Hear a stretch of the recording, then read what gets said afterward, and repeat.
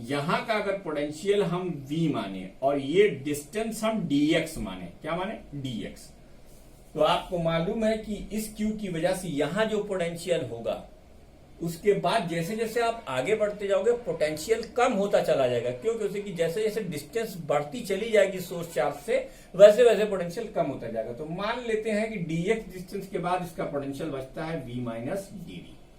अब हमने यहां पर एक चार्ज रखा Q0 एक फोर्स एक्सपीरियंस करेगा, फोर्स एक्सपीरियंस बाय Q0। ठीक है भाई, देखिए बोर्ड में हमें जगह बचानी होती है, थोड़ा ध्यान से आप वीडियो को देखेंगे। ठीक है, force experience by Q0, force experienced by Q0 at B। F की वैल्यू होगी Q0 इंटू E। कोई मसला नहीं। Suppose we move Q0 from B to A without acceleration,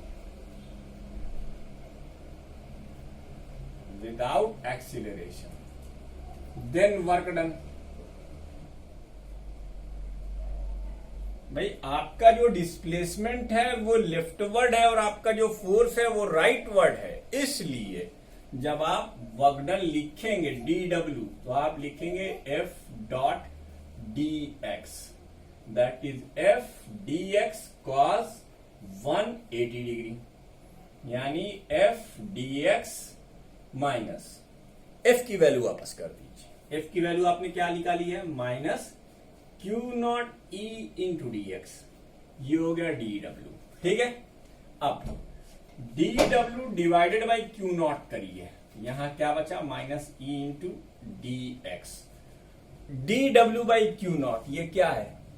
work done per unit charge in moving the charge from one point to other, that is equal to the potential difference between the 2 points, अर्थात V final minus V initial, VA minus VB is equal to dw upon Q0 is equal to minus का E into dx। ठीक, तो VA की value आपने क्या मानी थी? V मानी थी, V लिख दीजिए साहब। और VB की वैल्यू आपने क्या मानी थी? V माइनस dV, तो V माइनस dV लिख दीजिए साहब, कोई बात नहीं।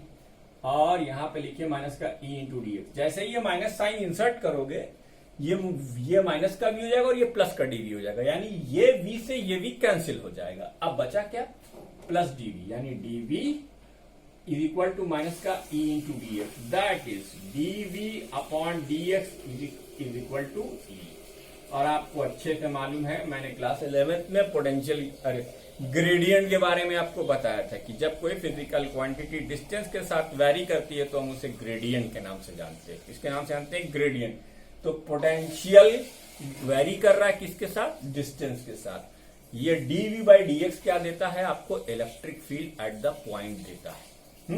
इसके बारे में हम आगे चर्चा करेंगे। वीडियो को पॉज करके आप इरेज मैं करूंगा, नोट आप करेंगे। आप इसे नोट कर लें पूरा, है ना? इसके बाद का हम सब कुछ आपको बताते हैं। ठीक,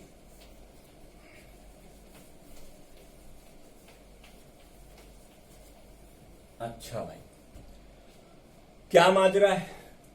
अब ये जो फैला हुआ बाजरा आपने लिखा E is equal to minus का dv बाई dx, है ना? ये है पोटेंशियल ग्रेडियंट। पोटेंशियल ग्रेडियंट जिनको नहीं याद आया मैं उनको बताता हूं, that is potential very with distance. क्या लिखेंगे आप? Potential, that is potential varies with distance. भैया यहाँ किताब उताब से नहीं पढ़ा हुआ था, जान लो, जो मुंह में बाहर बक्के जा रहे हैं, कुछ गलती हो जाए तो क्षमा है उसके लिए। ठीक भैया, तो ये पोटेंशियल वेरीज विथ डिस्टेंस। अब इसका फायदा क्या है यार? देखो, तुम्हारे पास एक प्लेट है ना? इसका पोटेंशियल हमने V1 माना है और इत्तेफाक से हमने कहा ये पॉजिटिवली चार्ज है। ठीक, इसी के बगल में एक और प्लेट है, इसका चार्ज हमने माइनस माना है। क्या माना है? माइनस। इसका पोटेंशियल हमने कहा V2।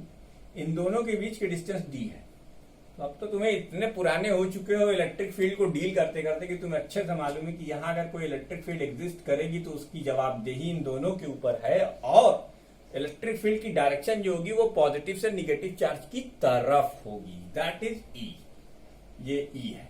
अरे अब यहां इस फार्मूले का फायदा क्या है, देखो ये change in potential with respect to distance है, change in potential with respect to distance है।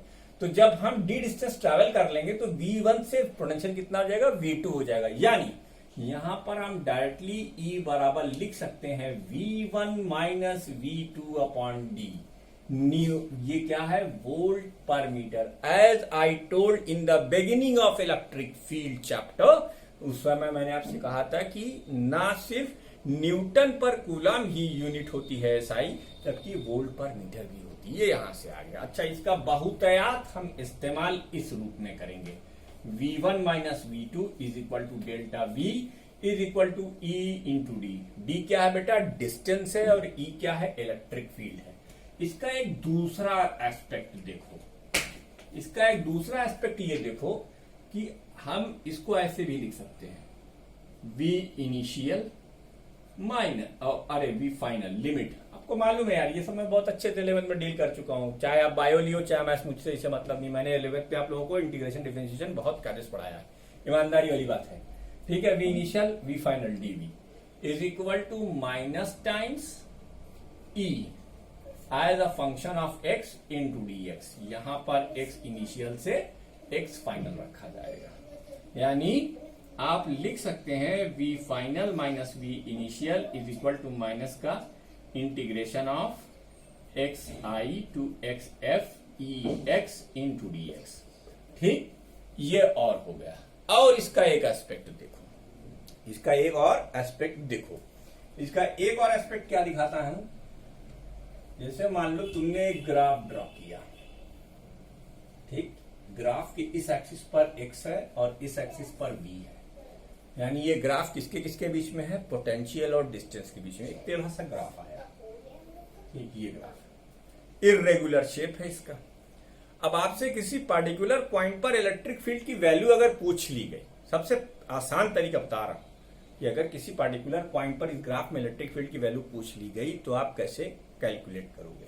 बेटा मान लो जैसे यहां की पूछी गई, तो अब देखो हम यहां पर खींचेंगे टेंजेंट लाइन। याद करो क्लास 11 का वो कॉन्सेप्ट, जब मैंने बताया था कि कॉर्ड का लिमिटिंग केस है टेंजेंट, और टेंजेंट का नाम है dy बाई dx। तो यहां y की जगह पर क्या है, v है, dv बाई dx। यानी ये जो स्लोप तुम यहां खींचोगे थीटा, इसकी वैल्यू होगी dv बाई dx, यानी ये क्या होगा, minus of electric field.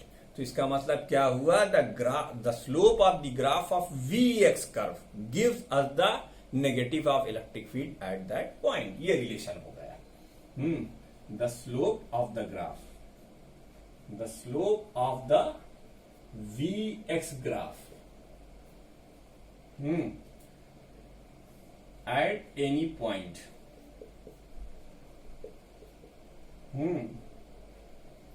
gives the direction of electric field at that point। उम्मीद मत करिए कि इस पर कोई न्यूमेरिकल आपको मिल जाएगा, लेकिन देखो यार मेरा तो शुरू से आदत जानते हो, मैं हर चीज बताता हूँ। ये कभी नहीं सोचता कि ये इंपॉर्टेंट है, इसको पढ़ा दो, ये इंपॉर्टेंट नहीं, इसको छोड़वा दो, ठीक है। तो ये साहब एक और कॉन्सेप्ट हुआ। आप वीडियो को पॉज करेंगे, इसे नोट करेंगे, मैं इसे फौरन इरेज कर रहा हूं, ठीक है। आप वीडियो को पॉज करके नोट करके फिर आप आगे का सुनेंगे। ये आप नियम रखिए।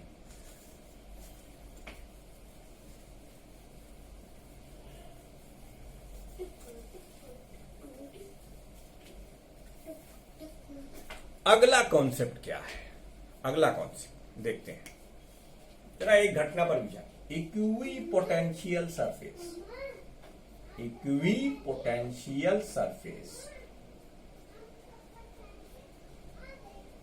ठीक है।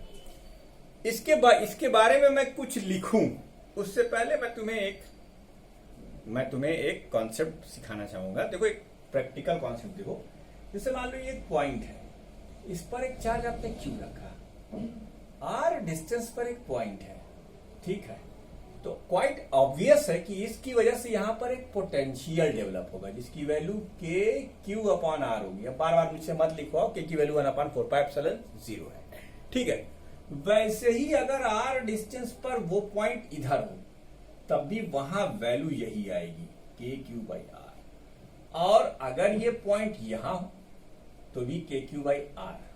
यानी 3 पॉइंट पर आप देख रहे हैं आर डिस्टेंस पर, ये तीनों जगह पर आपको सेम पोटेंशियल मिल रहा है। अर्थात अच्छा, अगर हम इसी को रेडियस बनाकर एक गोल, एक 2 डायमेंशन में सर्किल और 3 डायमेंशन में स्फेरिकल सरफेस खींचते हैं, तो इसके किसी भी पॉइंट पर अगर आप पोटेंशियल मेजर करोगे तो चूंकि ये सोर्स चार्ज है, इसका मैग्नीट्यूड सेम और ये रेडियस है, तो इसलिए पोटेंशियल हर पॉइंट पर सेम होगा। हर पॉइंट पर पोटेंशियल चाहे कहीं भी मेजर करो, पोटेंशियल क्या होगा, सेम होगा। अच्छा, पोटेंशियल के साथ डायरेक्शन का मसला नहीं होता, इसलिए कोई दिक्कत भी नहीं है, पोटेंशियल सेम होगा ही होगा 110%। अब हम इसकी डेफिनेशन इसके अकॉर्डिंग लिखेंगे। क्या लिखेंगे? If all the points of a surface have same potential,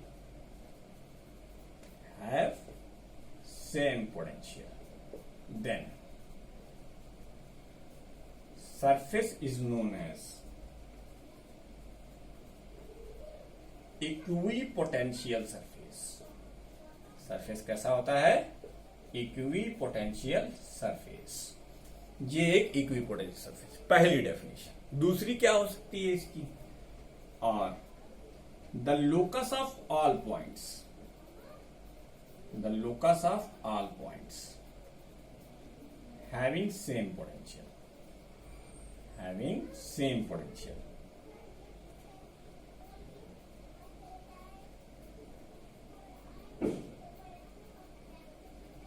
is known as equipotential surface.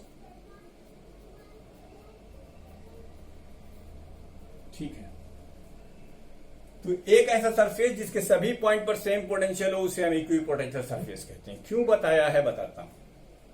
इस पर आईएससी में और सीबीएसई में दोनों बोर्ड में कई बार कई सवाल पूछे गए। बच्चे कंफ्यूज, मामला डिफ्यूज, इसलिए आप कंफ्यूज नहीं होंगे। ठीक है भैया, क्या है इसका वो देखो। अब जैसे तुमने एक पॉजिटिव चार्ज लिया, इसके चारों तरफ R1 रेडियस का एक गोला खींचा, तो बेटा ये इसका इन्वलप ही तो है ना, R1 रेडियस का, ये इसका इक्विपोटेंशियल सरफेस है। अब एक और इसके अगर वो चार्ज लिया तो ये भी इक्विपोटेंशियल सरफेस है। ठीक, एक और गोला खींच दिया आपने। जैसे जब तक रेडियस नहीं बदलेगी तब तक पोटेंशियल नहीं बदलेगा। चूंकि आपको मैं बता चुका हूं 1.4 नेकेड आई से देखा जाने वाला सबसे छोटा स्फीयर होता है, आपको पता है ना। तो इसका मतलब इक्विपोटेंशियल सरफेस और कुछ नहीं, एक इन्वलप है किसी चार्ज डिस्ट्रीब्यूशन पर जिसके सारे पॉइंट पर आपको सेम पोटेंशियल ही मिलेगा।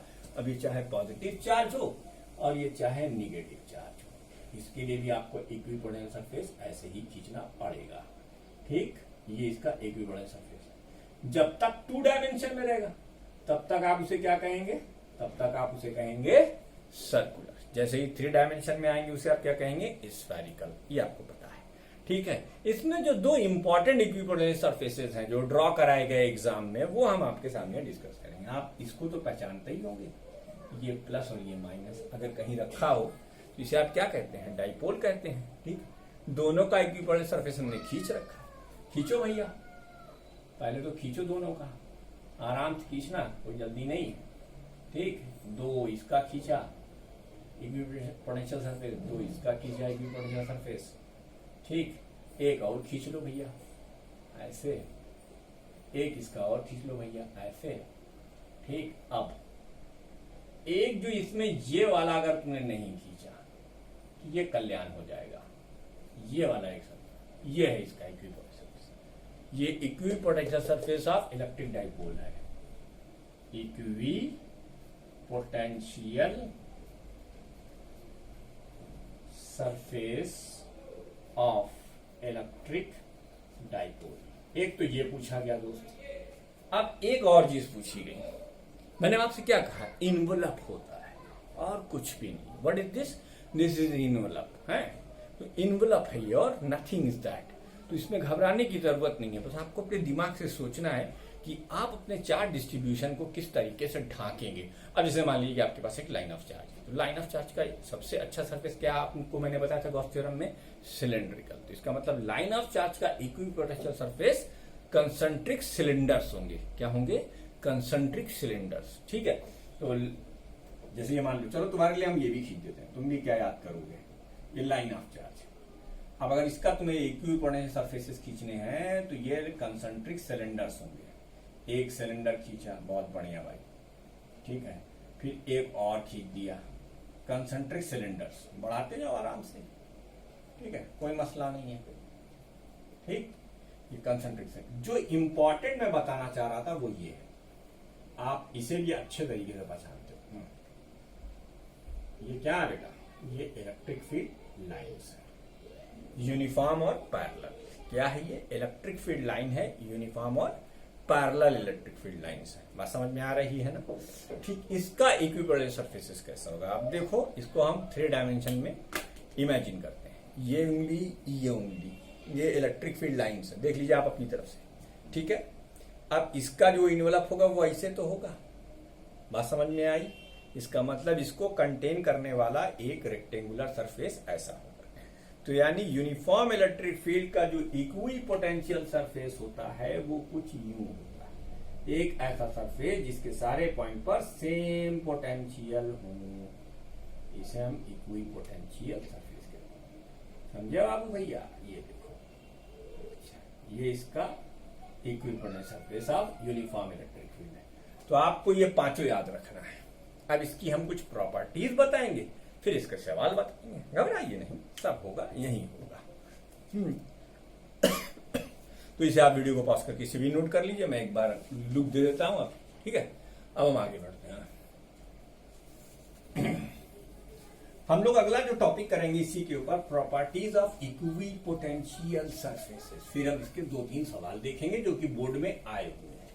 क्या देखेंगे? पहले properties of equipotential surfaces. Equipotential surfaces की प्रॉपर्टी क्या क्या है? देखो, properties of equipotential surfaces. ठीक, number 1, 2 equipotential surface can never intersect each other. ऐसा हो ही नहीं सकता। क्यों? क्योंकि क्या डिस्टेंस होगी दोनों के लिए, पॉसिबल नहीं। 2 equipotential surfaces, 2 equipotential surfaces never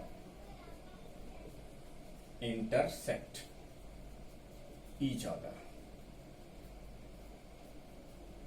ठीक, ये पहली प्रॉपर्टी होगी। दूसरी property, the electric field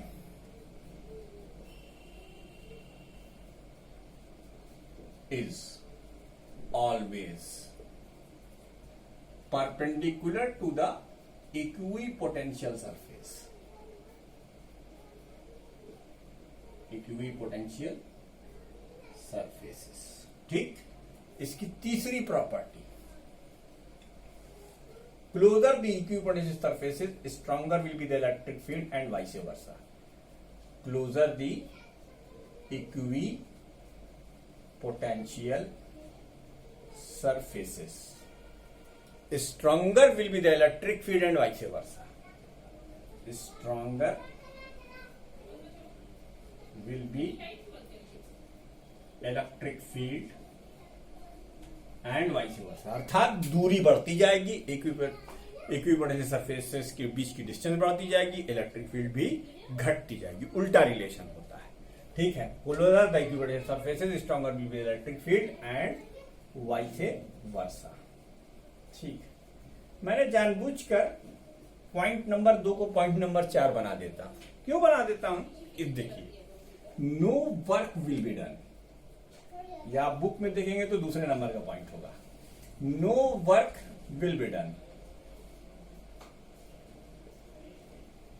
if we move a charge from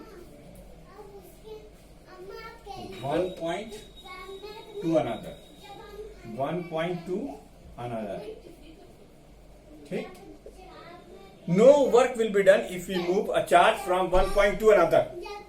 If we move one charge from one point to another. ठीक है? If we move charge. अब इस पर देखो आईएससी में आया हुआ एक सवाल दिखा था।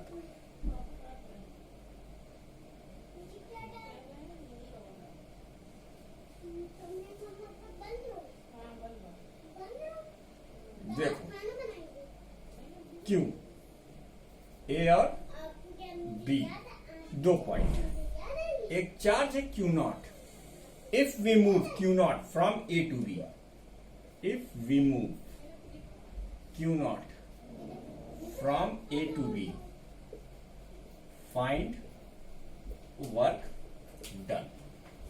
If we move a charge from A to B, find work done.